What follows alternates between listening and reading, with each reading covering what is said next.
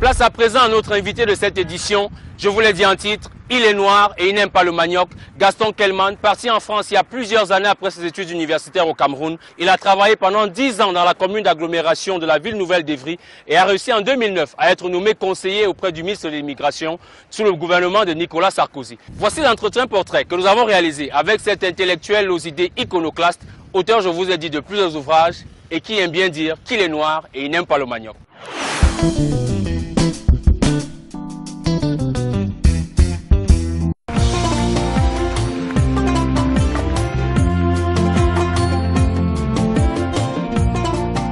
Je suis né en 1953 à Douala. J'ai fait mes études primaires chez les catholiques, le collège, le lycée. Vraiment, mes parents étaient assez modestes, plutôt modestes. Ma mère a toujours été une petite commerçante, comme beaucoup de nos mamans de cette période-là, à New Bell notamment. Et mon père a été un ouvrier.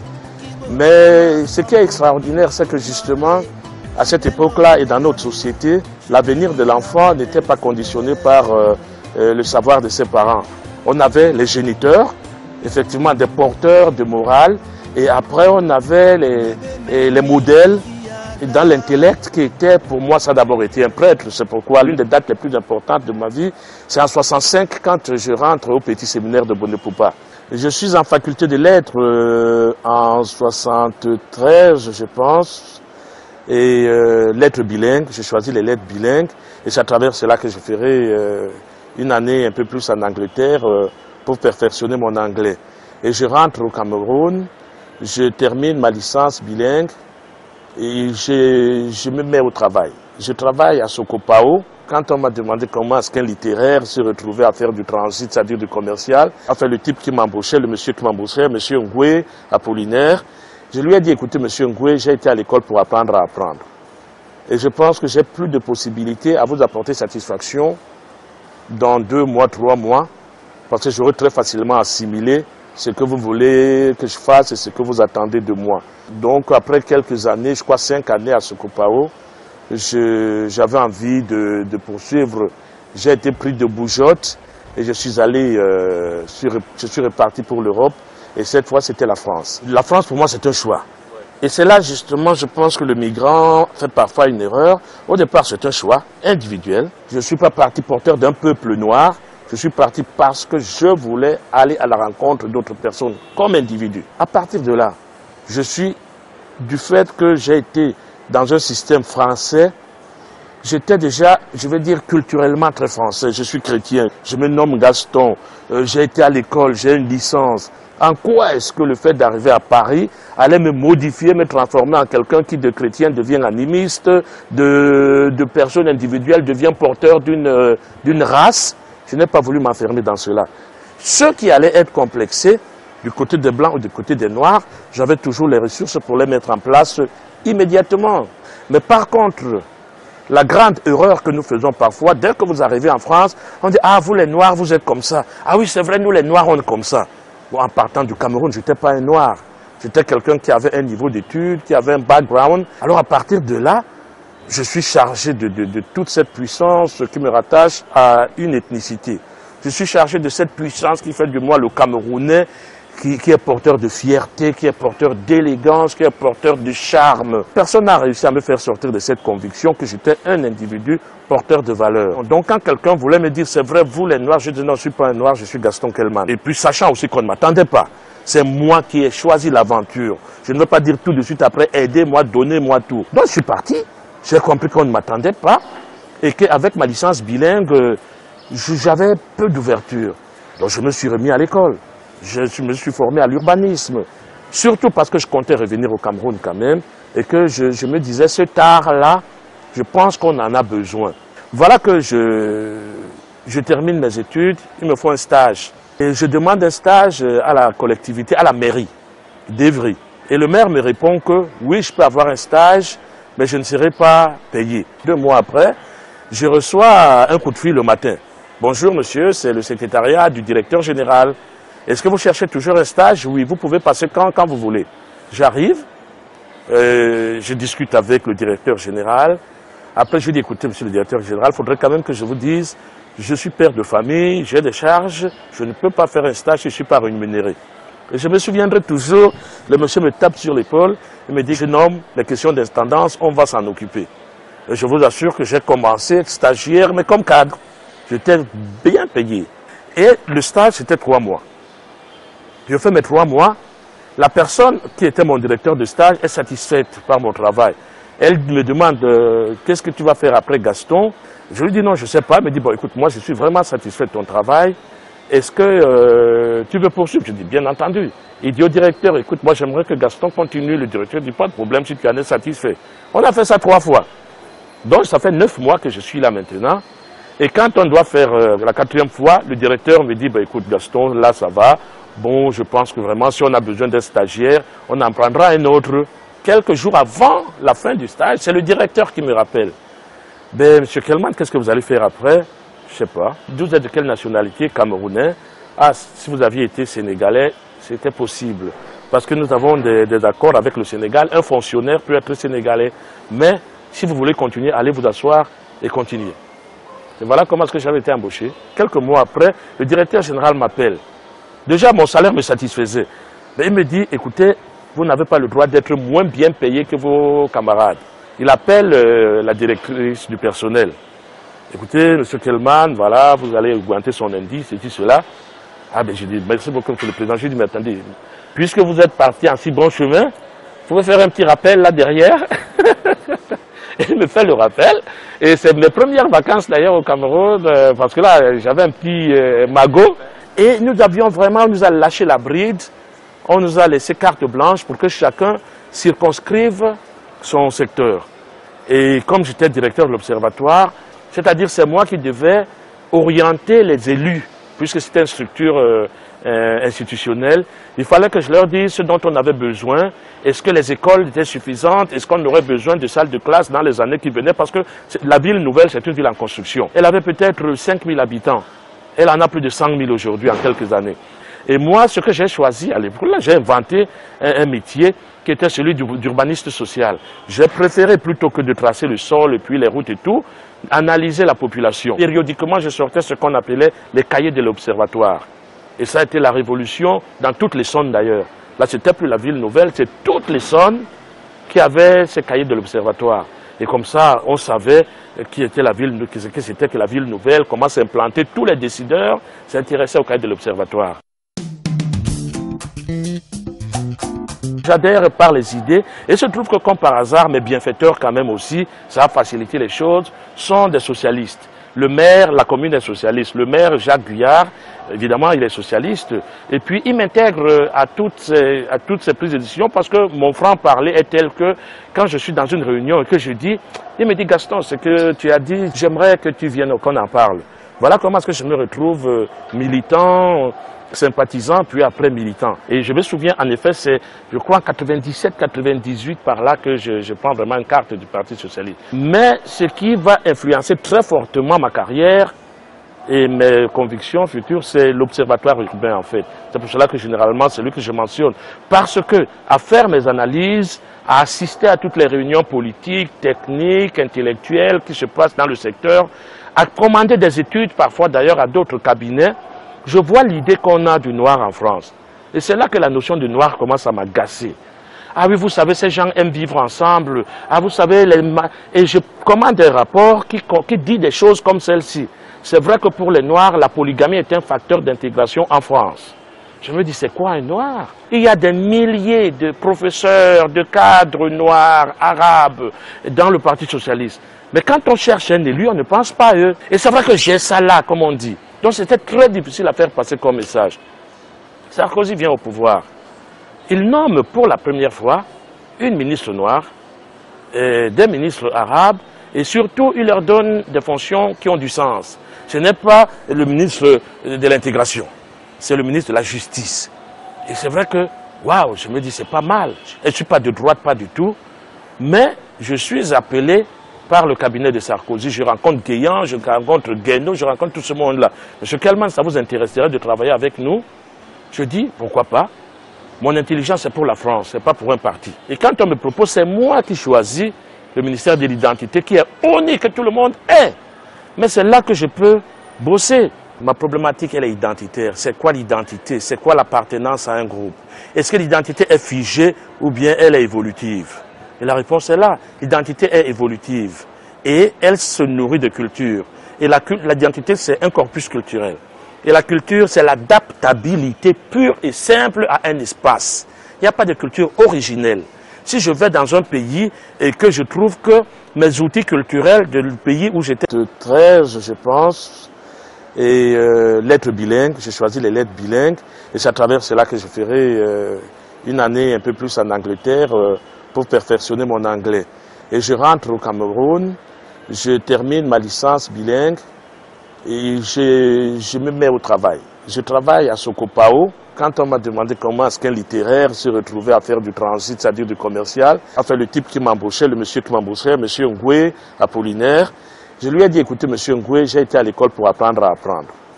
Et je pense que j'ai plus de possibilités à vous apporter satisfaction dans 2 mois, 3 mois, parce que j'aurai très facilement assimilé ce que vous voulez que je fasse et ce que vous attendez de moi. Donc après quelques années, je crois 5 années à Sokopao, j'avais envie de poursuivre.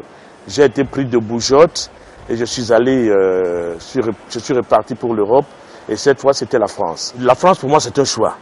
Et c'est là justement je pense que le migrant fait parfois une erreur. Au départ c'est un choix individuel. Je ne suis pas parti porteur d'un peuple noir. Je suis parti parce que je voulais aller à la rencontre d'autres personnes comme individu. À partir de là, je suis, du fait que j'ai été dans un système français, j'étais déjà, je vais dire, culturellement très français. Je suis chrétien, je me nomme Gaston, j'ai été à l'école, j'ai une licence. En quoi est-ce que le fait d'arriver à Paris allait me modifier, me transformer en quelqu'un qui de chrétien devient animiste, de personne individuelle devient porteur d'une race? Je n'ai pas voulu m'enfermer dans cela. Ceux qui allaient être complexés, du côté des Blancs ou du côté des Noirs, j'avais toujours les ressources pour les mettre en place immédiatement. Mais par contre, la grande erreur que nous faisons parfois, dès que vous arrivez en France, on dit « Ah, vous les Noirs, vous êtes comme ça. Ah oui, c'est vrai, nous les Noirs, on est comme ça. » Bon, en partant du Cameroun, je n'étais pas un Noir. J'étais quelqu'un qui avait un niveau d'études, qui avait un background. Alors à partir de là, je suis chargé de toute cette puissance qui me rattache à une ethnicité. Je suis chargé de cette puissance qui fait de moi le Camerounais, qui est porteur de fierté, qui est porteur d'élégance, qui est porteur de charme. Personne n'a réussi à me faire sortir de cette conviction que j'étais un individu porteur de valeur. Donc quand quelqu'un voulait me dire, c'est vrai, vous les Noirs, je dis non, je ne suis pas un Noir, je suis Gaston Kelman. Et puis sachant aussi qu'on ne m'attendait pas. C'est moi qui ai choisi l'aventure. Je ne veux pas dire tout de suite après, aidez-moi, donnez-moi tout. Donc je suis parti. J'ai compris qu'on ne m'attendait pas et qu'avec ma licence bilingue, j'avais peu d'ouverture. Donc je me suis remis à l'école. Je me suis formé à l'urbanisme. Surtout parce que je comptais revenir au Cameroun quand même et que je me disais, ce art-là, je pense qu'on en a besoin. Voilà que je termine mes études, il me faut un stage. Et je demande un stage à la collectivité, à la mairie d'Evry. Et le maire me répond que oui, je peux avoir un stage, mais je ne serai pas payé. 2 mois après, je reçois un coup de fil le matin. Bonjour monsieur, c'est le secrétariat du directeur général. Est-ce que vous cherchez toujours un stage? Oui, vous pouvez passer quand vous voulez. J'arrive, je discute avec le directeur général. Après, je lui dis, écoutez monsieur le directeur général, il faudrait quand même que je vous dise, je suis père de famille, j'ai des charges, je ne peux pas faire un stage si je ne suis pas rémunéré. Et je me souviendrai toujours, le monsieur me tape sur l'épaule et me dit, jeune homme, les questions d'intendance, on va s'en occuper. Et je vous assure que j'ai commencé stagiaire, mais comme cadre. J'étais bien payé. Et le stage, c'était 3 mois. Je fais mes 3 mois. La personne qui était mon directeur de stage est satisfaite par mon travail. Elle me demande, qu'est-ce que tu vas faire après Gaston? Je lui dis non, je ne sais pas. Elle me dit, bon écoute, moi je suis vraiment satisfait de ton travail. Est-ce que tu veux poursuivre? Je dis, bien entendu. Il dit au directeur, écoute, moi j'aimerais que Gaston continue. Le directeur dit, pas de problème si tu en es satisfait. On a fait ça 3 fois. Donc ça fait 9 mois que je suis là maintenant. Et quand on doit faire la 4e fois, le directeur me dit, bah, écoute Gaston, là ça va. Bon, je pense que vraiment si on a besoin d'un stagiaire, on en prendra un autre. Quelques jours avant la fin du stage, c'est le directeur qui me rappelle. Ben, monsieur Kelman, qu'est-ce que vous allez faire après? Je sais pas. Vous êtes de quelle nationalité? Camerounais. Ah, si vous aviez été sénégalais, c'était possible. Parce que nous avons des accords avec le Sénégal. Un fonctionnaire peut être sénégalais. Mais Si vous voulez continuer, allez vous asseoir et continuez. Et voilà comment est-ce que j'avais été embauché. Quelques mois après, le directeur général m'appelle. Déjà, mon salaire me satisfaisait. Mais il me dit, écoutez, vous n'avez pas le droit d'être moins bien payé que vos camarades. Il appelle la directrice du personnel. Écoutez, M. Kelman, voilà, vous allez augmenter son indice, et tout cela. Ah ben j'ai dit, merci beaucoup, M. le Président. Je lui ai dit, mais attendez, puisque vous êtes parti en si bon chemin, vous pouvez faire un petit rappel là derrière. Il me fait le rappel. Et c'est mes premières vacances d'ailleurs au Cameroun, parce que là, j'avais un petit magot. Et nous avions vraiment, on nous a lâché la bride, on nous a laissé carte blanche pour que chacun circonscrive son secteur.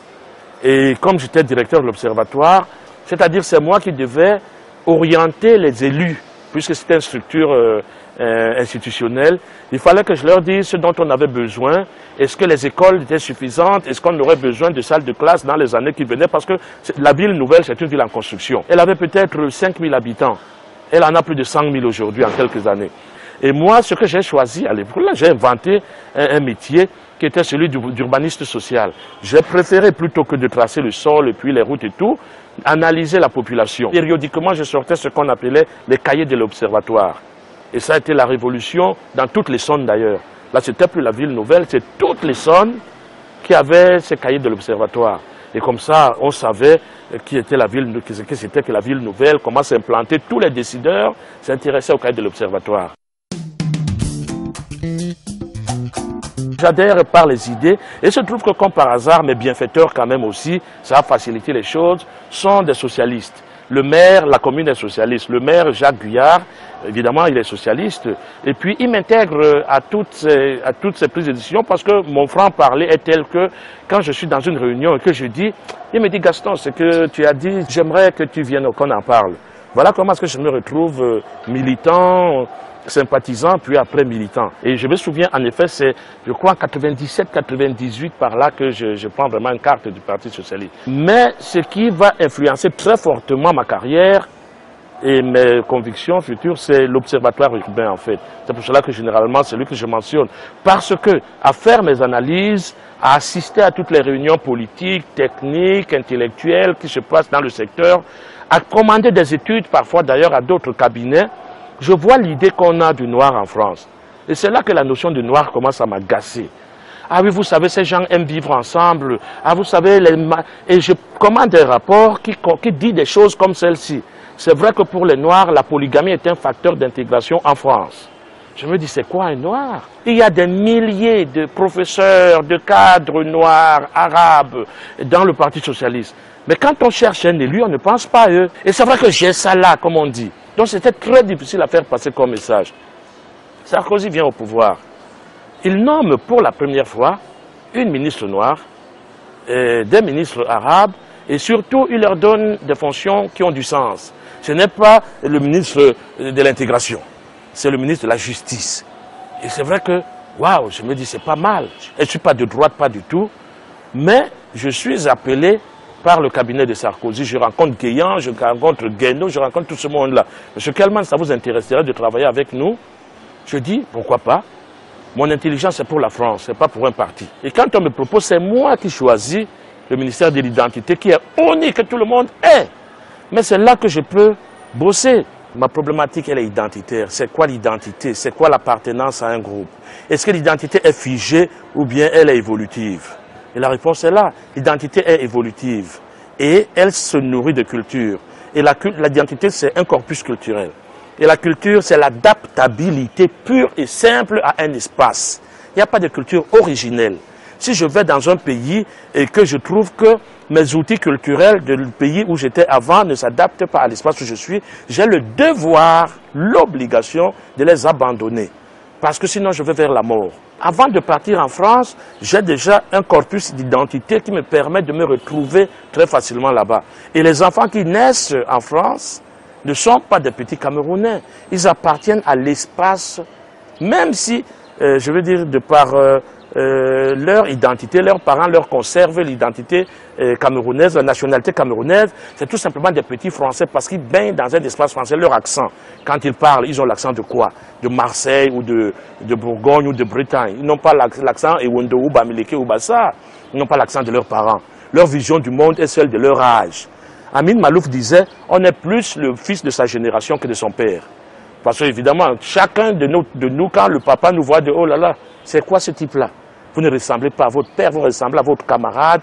Et aujourd'hui, même avec la mondialisation, vous ressemblez à un journaliste américain de votre âge, vous ressemblez à un journaliste français de votre âge. Un homme politique aura la même gestuelle des hommes politiques à vouloir vous convaincre, à mentir chaque fois qu'il ouvre la bouche, parce qu'un homme politique ment. Il ne peut pas faire autrement, il ne va pas dire moi je suis un homme politique camerounais, ceci, cela. Ils ont aussi la tendance à nous prendre pour des imbéciles, c'est-à-dire que ouais, vous ne comprenez rien, ceci, cela. Donc c'est ça l'identité. Et on appartient à tout cela à la fois, mais dans une nation qui est porteuse vraiment, qui est la base du fondement de la culture. Aujourd'hui, vous tous qui êtes là, sur cette place, si vous allez au Congo, vous allez en France, dans les pays où on connaît les Camerounais, dès que vous ouvrez la bouche, on dit voilà un Camerounais.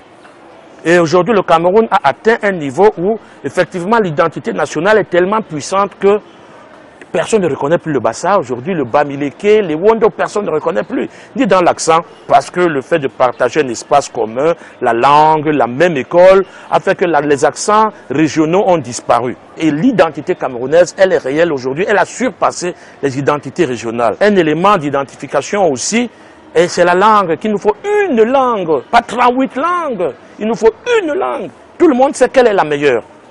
Tout le monde sait que c'est le Fulfulde qui est la langue la plus structurée du Cameroun. Il n'y a pas une nation au monde qui n'ait pas une langue.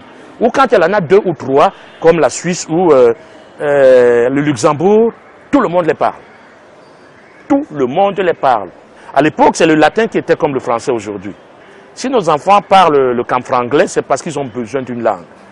Ils ont besoin d'une langue. Il n'y a pas de peuple sans langue. Si on impose une langue aujourd'hui, dans 5 ans, je dis 5, tous les Camerounais la parleront.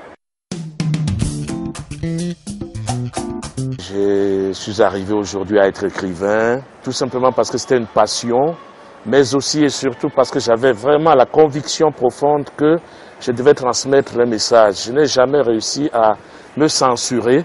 J'ai toujours ressenti la nécessité de transmettre ce que j'avais comme idée, ce que j'avais comme conviction. Je suis auteur d'un certain nombre d'ouvrages et le premier c'est « Je suis noir, je n'aime pas le manioc », ce qui m'a fait connaître en effet. J'avais au moins une dizaine de manuscrits qui n'avaient pas été publiés et le hasard des rencontres a fait qu'un éditeur a accepté de publier celui-là.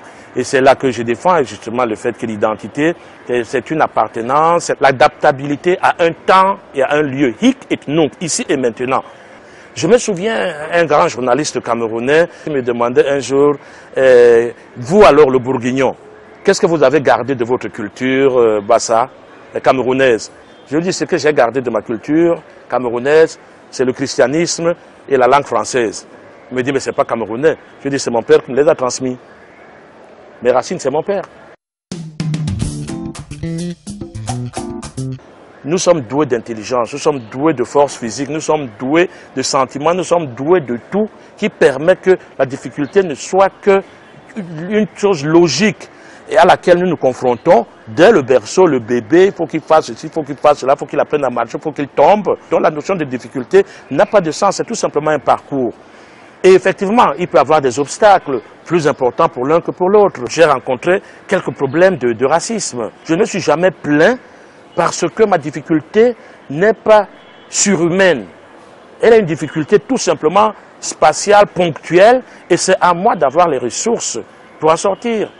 Quand vous allez faire un examen, il y en a qui sont plus doués que d'autres.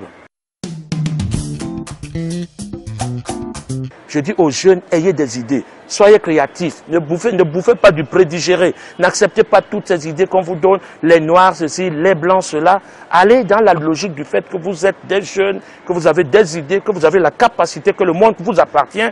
Et si vous arrivez quelque part et qu'on vous dit le contraire, ben vous avez les moyens de prouver que c'est vous qui avez raison. Le seul conseil que je peux donner, ayez les idées, inventivité, innovation, l'innovation. Ne faites pas parce que tout le monde a fait. Quelqu'un vend les cacahuètes, vous voyez que tous les Camerounais vendent les cacahuètes. On prend les oranges, tout le monde se met à vendre les oranges. Donc voilà, c'est les idées. Les idées précèdent les moyens. C'est les idées qui donnent les moyens, ce n'est pas l'inverse.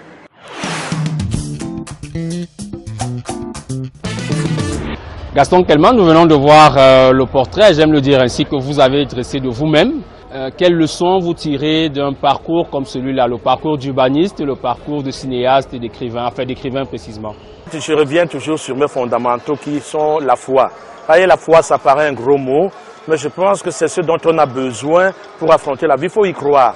Moi, j'ai jamais douté de rien, je me suis jamais posé de questions et je n'ai jamais de regrets. Je vais avancer, je vais chuter, je vais me relever, je vais recommencer, mais pourvu que j'y crois. Et si effectivement cette façon d'être convaincu que je réussirai à faire ce que j'ai envie de faire m'anime, je réussirai toujours à le faire. Est-ce que vous êtes toujours urbaniste? Mais je voudrais demander précisément à quoi vous occupez vos journées. Je ne suis plus urbaniste depuis le départ du ministère, donc je consacre beaucoup de mon temps aujourd'hui à l'écriture directe qui est celle de la création des œuvres littéraires. Je viens de sortir un dernier roman dont le titre c'est Monsieur Vendredi en Cornouailles. C'est l'histoire de Kofi Nyamnyan, qui est ce garçon qui est venu du Togo et qui est devenu en France parce qu'il était arrivé dans une terre des hommes. Il est atterri en Bretagne, il est devenu ingénieur, il est devenu maire de son village, ministre, député, et tout simplement parce que c'était un être humain qui se trouvait devant les hommes. Et puis après, je fais aussi beaucoup de presse, je chronique pour Forbes, je chronique pour Fraternité Matin. Vous êtes camerounais et français ou vous êtes désormais seulement français? Je n'ai jamais prétendu que je ferais table rase de ce que j'ai été. Ce que j'ai été m'autorise à avoir de l'ambition pour deux terres. Quand je suis en France, je suis français à 100%. Ma préoccupation d'homme est là. Mais évidemment, le Cameroun rentre dans mes préoccupations, comme la Chine, comme le Congo, comme le Gabon. Est-ce qu'il y a des activités que vous menez directement au Cameroun? Est-ce que vous avez des projets d'investissement au Cameroun, d'accompagnement de quelques jeunes dans quelques domaines? Chacun son métier, je ne pense pas pouvoir faire ce genre d'accompagnement. Mais chaque fois qu'on a eu besoin de moi, je reçois bon an, mal an 10 manuscrits par an pour lesquels j'essaie de donner mon avis, d'apporter des conseils, de faire ceci, de faire cela. Mais pour le Cameroun, je suis totalement disponible. Alors Gaston Kelman, en deux mots, quel regard vous portez sur le cinéma camerounais et sur le monde des médias, précisément peut-être de la télévision? Le cinéma camerounais, je pense qu'il peut, comme on dit, mieux faire. C'est-à-dire qu'aujourd'hui, il est très dispersé, il produit, mais il n'y a pas de lisibilité dans la production. À titre d'exemple, je viens d'être du jury du cinéma francophone. J'ai eu à visionner plus de 100 œuvres. Et il n'y avait pas une œuvre camerounaise. Ça m'a beaucoup attristé. Par contre, effectivement, j'ai le bouquet camerounais à la maison, bien entendu. Mais honnêtement, je ne serais pas Gaston Kelman et je ne serais pas sincère, je deviendrais politicien si je disais que je suis totalement satisfait. Je pense qu'il y a des choses à faire. Je pense que notre télévision, elle a les outils pour être meilleure. Je parle surtout de la télévision publique qui doit se donner une mission bien spécifique, celle de former. Et j'ai l'impression parfois qu'il y a beaucoup plus de tourne-fesses que de tourne-ménage, quoi. Qu'on danse peut-être un peu trop. Et un reproche que je fais aussi, par exemple, justement, à la culture camerounaise, c'est là alors, elle regarde les créateurs. Nous sommes trop figés. Quand je regarde par exemple Trace TV, toutes ces télévisions aujourd'hui qui sont pour la musique universelle, le Cameroun est absent. Et je ne suis pas sûr vraiment que l'un des pays dont on voit une profusion d'images sur cette télévision est la capacité des intellectuels camerounais. Mais je pense que la fierté nous a scotché à penser que notre folklore, c'est ce que nous devons forcer les gens à prendre. Je veux dire que la musique camerounaise, c'est le makossa, c'est la siko, c'est le bikutsi, c'est le mangambe, c'est le bensikin. Et ça, on n'a pas réussi à vendre. Gaston Kelman, l'équipe de Carrière vous dit merci. La production dans son ensemble a été très heureuse de vous avoir comme invité pour cette émission. Je ne peux pas vous laisser partir sans vous demander si définitivement... Je suis brouillé avec le manioc. Évidemment, j'attendais cette question, vous lui avez réservé la meilleure place. Attendez, je ne suis pas masochiste. Il y a le manioc qui est devenu mon totem. On ne mange pas le totem.